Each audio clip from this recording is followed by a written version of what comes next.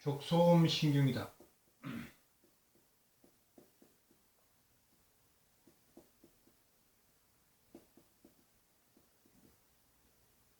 이 족소음 신경이라 그러면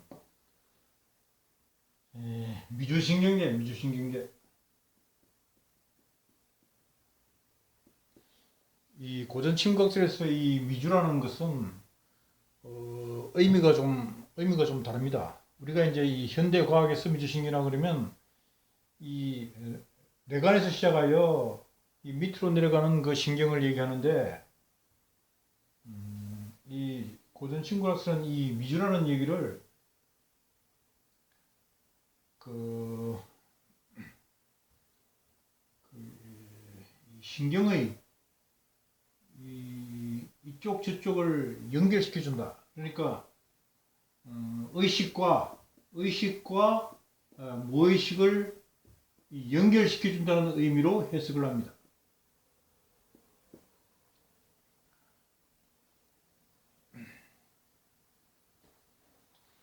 그리고 이제 이 족소음 신경은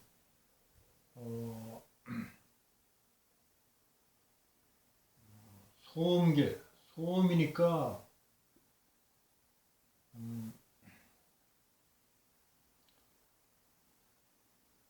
열이죠, 열. 화죠, 화.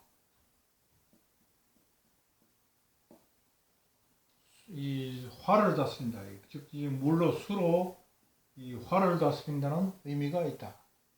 그리고 이 소자는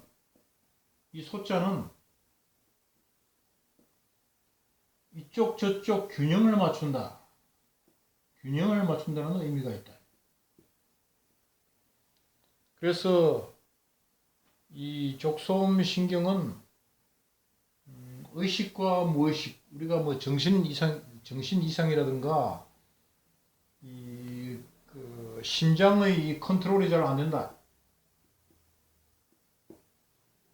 그래서 이게 어딘가 이 사람이 좀 이 좌우 밸런스가 안 맞아. 밸런스가 안 맞을 때 이 족소음 신경을 쓸 수가 있다. 그래서 콩팥이 두 개잖아요. 좌콩과 우팥이 있잖아. 이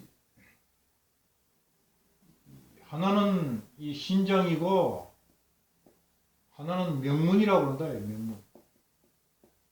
그래서 이 인간의 목숨을 다스리는 문이다. 이렇게 해석을 해요. 그래서 좀 아이러니한 얘기지만 뭐 콩팥이 두 개니까 뭐 콩팥 신장 이식 수술해서 한 개를 떼준다. 물론 뭐 이 생명의 보시라는 입장에서 보면은 상당히 중요하지만은 상당히 참 귀한 거지만은 역시 명문 그 생명을 다스리는 문이나 이 신을 떼주는 것이니까 그야말로 생명을 나눠주는 것이나 다름없다고 하겠다. 이거 이제 이 족소음은 이 자율신경계다.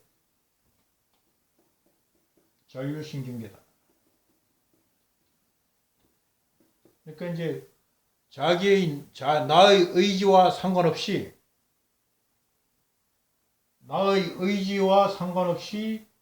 이 몸에 이상이 생겼다. 예를 들어서 뭐 입이 한쪽으로 이렇게 돌아간다든가, 이 몸이 막 이렇게 부들부들 한쪽에 이렇게 떨린다든가, 하여튼 좀 이상한 이 행동을 하는 사람들, 이런 사람들은 다 이 소음으로 치료할 수가 있다. 그래서 수소음 신경을 쓰든가 족소음 신경으로서 치료할 수가 있다 하는 얘기를 하겠습니다. 이제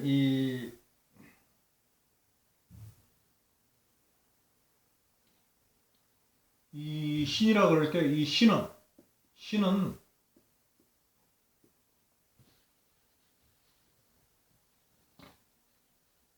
신장의 이 신은 이 콩팥과 이 방광 방광, 이 소변, 그다음에 이제 자궁, 여성의 경우에 자궁, 그리고 이 성기, 이것을 전부 다 통틀어서 이 신이라고 그래요. 그래서 이 신이 꼭 신장, 콩팥만 의미하는 것이 아니라 이 방광도 역시 마찬가지로 이 신장에서 이제 콩팥에서 이 이제 이 수분을 재흡수하고 다시 방광으로 이제 이 찌꺼기는 내보내는 작용을 하니까 콩팥과 방광, 그리고 또한 이 자궁도 마찬가지야. 명문이잖아요. 생명을 다스리니까 자궁, 그리고 이 난소와 이 정액을 다스리는, 그래서 이 성기의 역할을 다 같이 한다.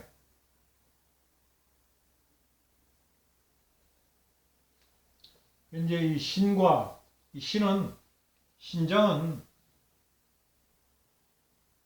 이 방광과 더불어 족태양 방광과 더불어 이 뭡니까? 오라를 일으킨다. 오라. 이제 불교 이절에 가면은 이 부처님 뒤에 방광 있죠. 탱화. 불교 그 탱화에 이 부처님 뒤 머리 뒤에 이 오라가 있어요. 오라가 있는데 이 아우라, 그래서 이 몸에서 이 방광이 이 빛을 발한다. 이 방광은 이제 주로 이 운동. 그러니까 이제 몸 육체적인 이 운동뿐만 아니고 그 피나 그 혈의 움직임도 마찬가지 다 운동이라 하는데, 이 운동을 관장을 하지만은 이 신은 이 주로 우리의 이 의식의 흐름. 그러니까 이 몸에서 끊임없이 사고가 움직이고 이 생각이 움직이는 것. 이러한 것도 마찬가지 이 신장이 이 족소음 신경이 관장을 하고 있다고 생각하면 됩니다.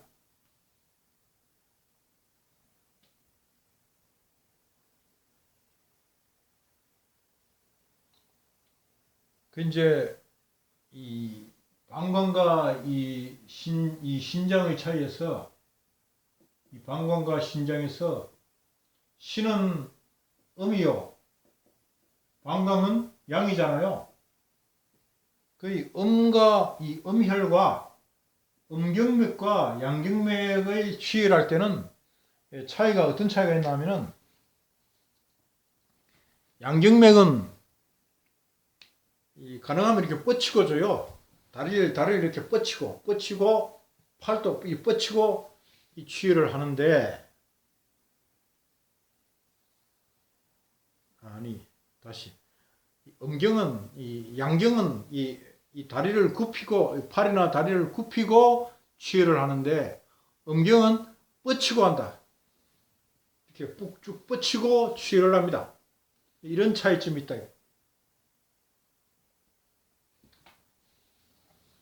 이제 이 족소음 신경의 이 주요 혈은, 우리가 이제 그 일반적으로 배울 때는 용친에서 시작한다고 배웠죠. 용친에서.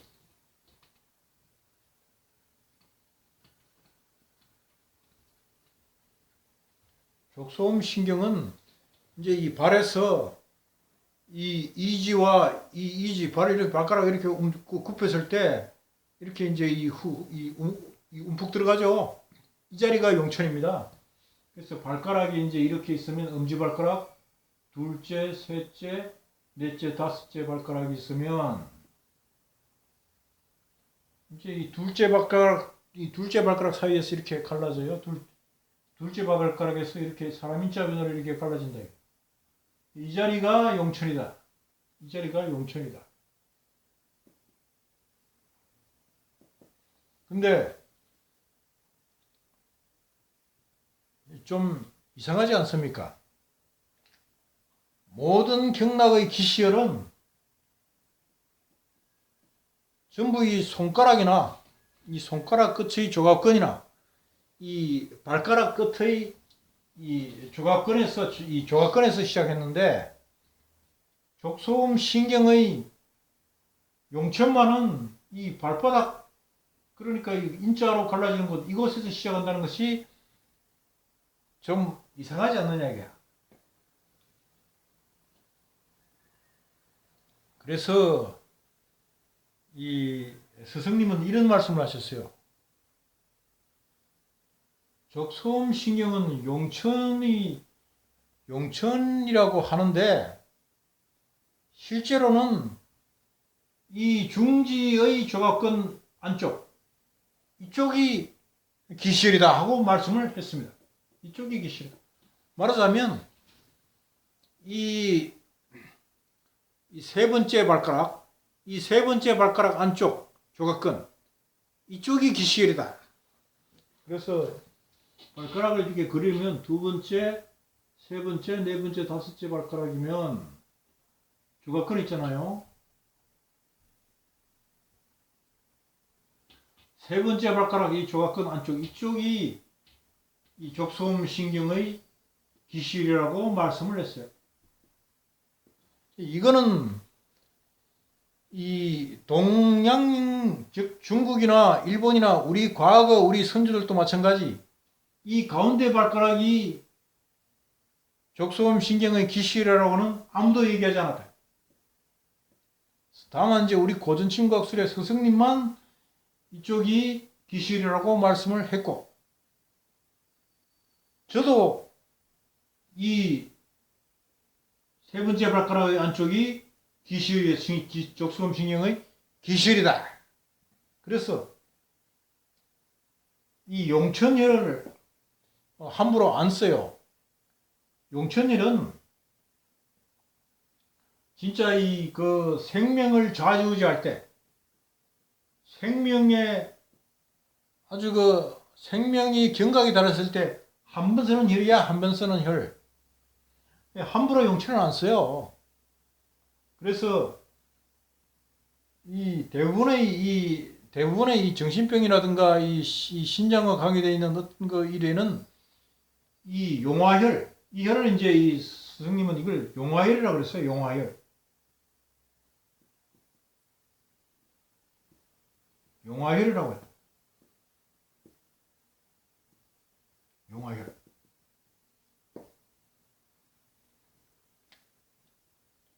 이 용화혈은 그야말로 천변만화 용이 이 변화를 일으키듯이, 용이 그 뭡니까? 용이 바람을 일으킨다든가, 뭐 불을 뿜는다든가 여러 가지 그 조화를 일으키잖아요. 이렇게 온갖 조화를 일으키는 혈이다. 이래서 스승님은 이 세 번째 발가락의 안쪽 조각근부를 용화혈이라고,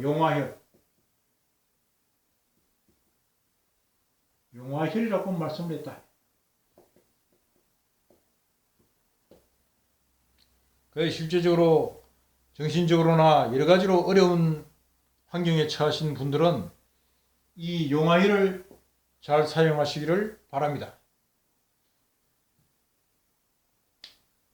이거는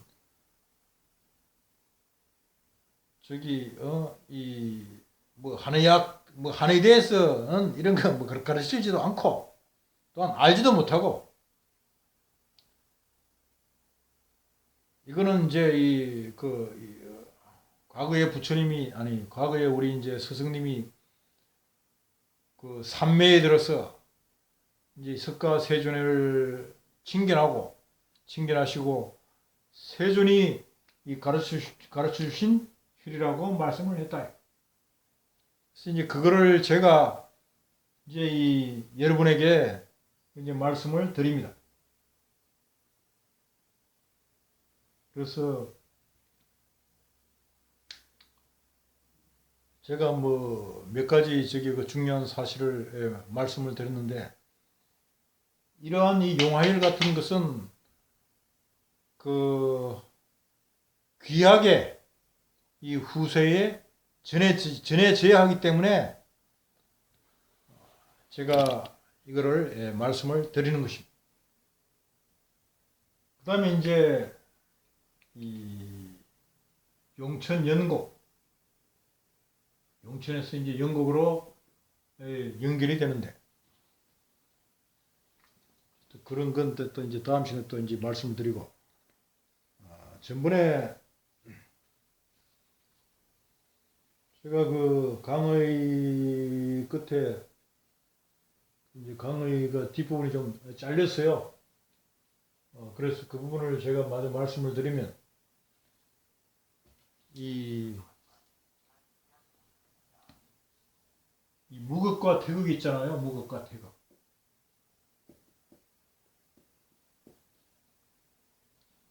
그 무극이라는 얘기는 이 태양이 없을 때, 그러니까 우주가 이 처음 생겼을 때는 케이오스 상태였지. 어떻게 쓰나 모르겠다. 그 혼돈의 상태였다.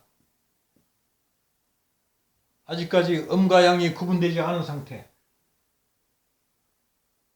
말하자면 어머니 뱃속에 이 난과 이 정충이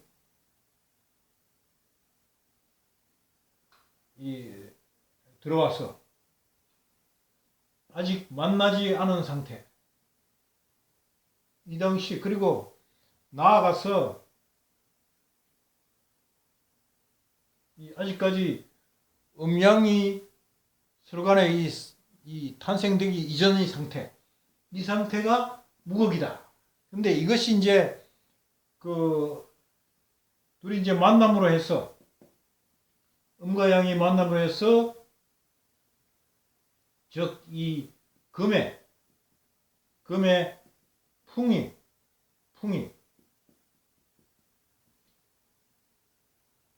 난소라는 이 금의 이 정충이라는 이 풍이 접목을 해서 동이 이루어졌을 때 비로소 태극이 발생하는 것입니다. 그래서 태양이 이제 나가지고 태양의 크기에 의해서 양이 적다가 점점 커져서 하지가 되면 제일 커지잖아요. 이렇게 해서 이제 태극이 생기는데, 저기 우주의 금이라고 하는 이 대기의 이 원소에 이 풍이 이 금을 때려서 비로소 열이 생기는 거예요. 화. 그래서 이 열이 이 금을 전기를 가하면, 금에서 물이 나는 거야.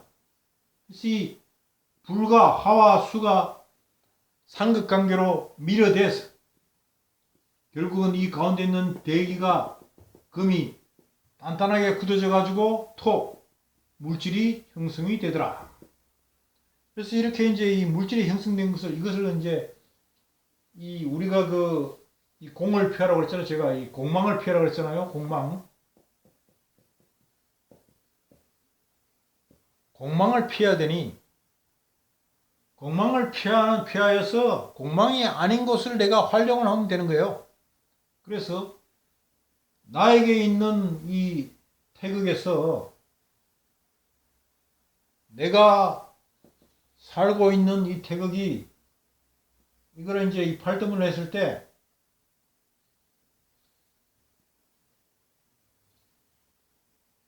이 계휴생, 상, 두, 경, 사, 경,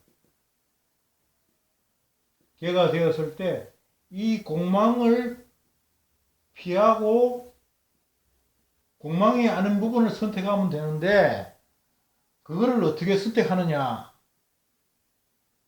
그 다음에 내가 이사를 가든가 내가 우리 집에 어떤 우리 가게에 어떤 그 이 공망이 아닌 곳을 활용을 하라 그러면 어떻게 활용을 하느냐.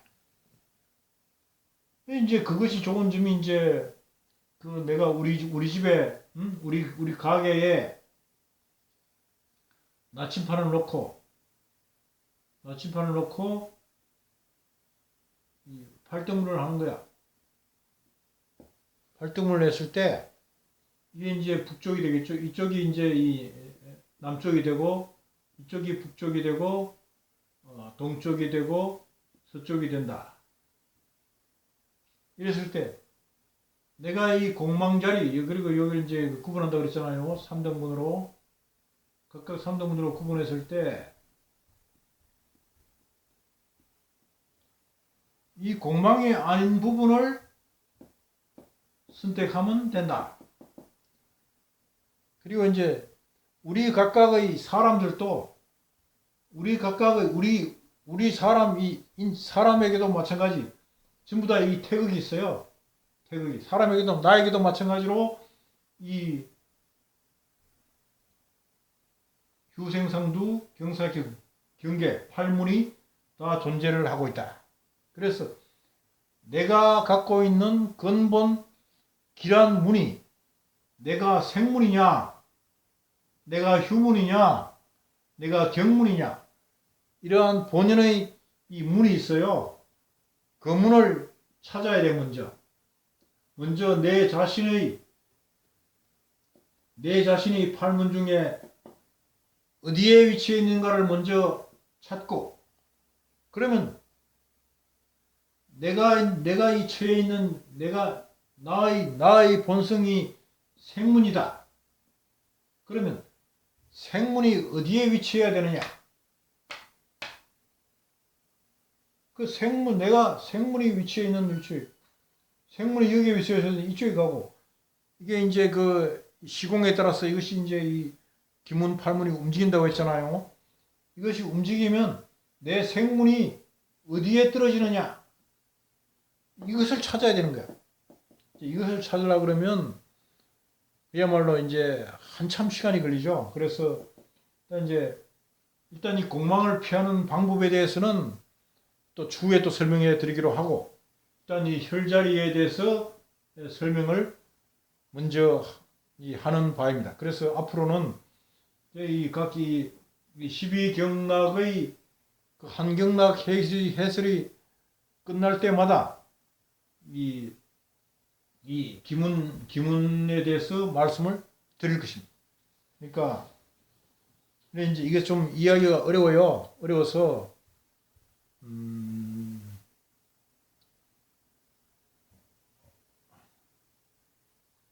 여러분들이 조금 이해하기가 좀 어렵겠지만 이제 이쪽에 대해서 이제 궁금하신 분들은 따로 이 댓글을 올리시면 내가 개별적으로 설명을 해드리기로 하겠다.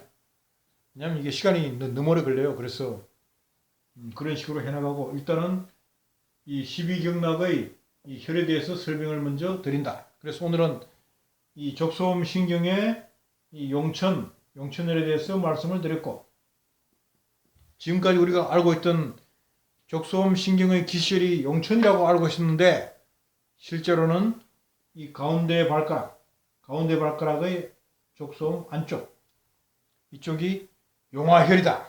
이쪽이 용화혈로서